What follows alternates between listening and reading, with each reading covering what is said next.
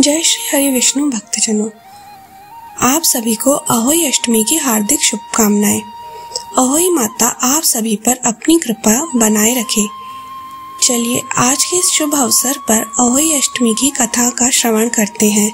कथा की शुरुआत हम भगवान गणेश का नाम लेकर करेंगे। प्रेम से बोलिए गजानन महाराज की जय, अहोई माता की जय, सर्व देवी देवताओं की जय। कथा के अनुसार एक साहूकार था जिसके 7 बेटे और 1 बेटी थी। उसके सभी पुत्रों का विवाह हो चुका था। दीपावली के पहले 7 बहुएं अपनी ननंद के साथ जंगल में मिट्टी लेने के लिए गईं। जहां वे मिट्टी खोद रही थी वहां पर एक स्याहू से की मान थी, अर्थात गुफा थी। मिट्टी खोदते समय ननंद के हाथों से स्याहू माता का बच्चा मारा गया।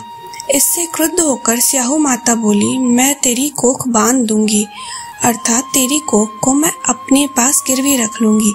तब ननंद अपनी 7 भाभियों से बोली, तुम में से कोई एक मेरे बदले अपनी कोख को बंधवा लो। सभी भाभियों ने अपनी कोख बंधवाने से इनकार कर दिया, परंतु छोटी भाभी सोचने लगी, यदि मैं कोख नहीं बंधवाऊंगी तो सास जी नाराज हो जाएंगी। यह विचार कर ननंद के बदले में उसने अपनी कोख बंधवा ली। इसके बाद उसके जो बच्चा होता था वह 7वें दिन के बाद ही मर जाता था। एक दिन उसने पंडित को बुलाकर पूछा, मेरी संतान 7वें दिन ही क्यों मर जाती है? तब पंडित जी ने कहा, तुम सुरही गाय की पूजा करो। सुरही गाय स्याहू माता की भाली है। वह तेरी कोख छोड़े तब तो तेरा बच्चा जीवित रहेगा। तत्पश्चात बहू प्रातः काल उठकर चुपचाप सुरही गाय के नीचे सफाई आदि कर आती। एक दिन गौ माता ने सोचा, आज कल कौन मेरी सेवा कर रहा है, सो आज देखूंगी। गौ माता तड़के उठी। क्या देखती हैं कि साहूकार की पुत्रवधू उसके आसपास सफाई कर रही है। गौ माता उससे बोली, मैं तेरी सेवा से अति प्रसन्न हूँ, जो चाहो तुम वर मांग लो। तब बहू बोली, स्याहू माता तुम्हारी बहन है और उन्होंने मेरी कोख बांध रखी है, सो मेरी कोख खुलवा दो। इस पर गौ माता ने कहा, अच्छा। यह कहकर गौ माता समुद्र के पार अपनी बहन के पास उसको लेकर चली। रास्ते में कड़ी धूप थी। सुबह दोनों एक पेड़ के नीचे बैठ गई। थोड़ी देर में एक सर्प आया और उस वृक्ष पर एक गरुड़ पक्षी के बच्चों को डसने लगा। साहूकार की बहू ने सांप को मारकर ढाल के नीचे दबा दिया और बच्चों को बचा लिया। कुछ देर बाद गरुड़ पक्षी आई तो वहां खून पड़ा देखकर साहूकार की बहू को चोंच मारने लगी। तब वह बोली, मैंने तेरे बच्चों को नहीं मारा है, बल्कि यहाँ पर सांप तेरे बच्चों को डसने आया था। मैंने तो उससे तेरे बच्चों की रक्षा की है। यह सुनकर गरुड़ पक्षी बोली, मांग तू क्या मांगती है? बहू बोली, 7 समुद्र पार स्याहू माता रहती हैं, हमें तू उसके पास पहुंचा दे। तब गरुड़ पक्षी ने दोनों को अपनी पीठ पर बैठाकर स्याहू माता के पास पहुंचा दिया। स्याहू माता उन्हें देखकर बोली, बहन बहुत दिनों के बाद आई। फिर कहने लगी, बहन मेरे सिर में जुएं पड़ गई हैं। तब सुरही के कहने पर साहूकार की बहू ने सलाई से उसकी जुएं निकाल ली। इस पर स्याहू माता प्रसन्न होकर बोली, तूने मेरे सिर में बहुत सिलाई लगाई है, इसलिए तेरे 7 बेटे और बहू होंगी। इस पर वह बोली, मेरे तो एक भी बेटा नहीं, 7 बेटे कहाँ से आएंगे? इस पर स्याहू माता बोली, वचन दिया है, वचन से फिरूंगी तो नहीं।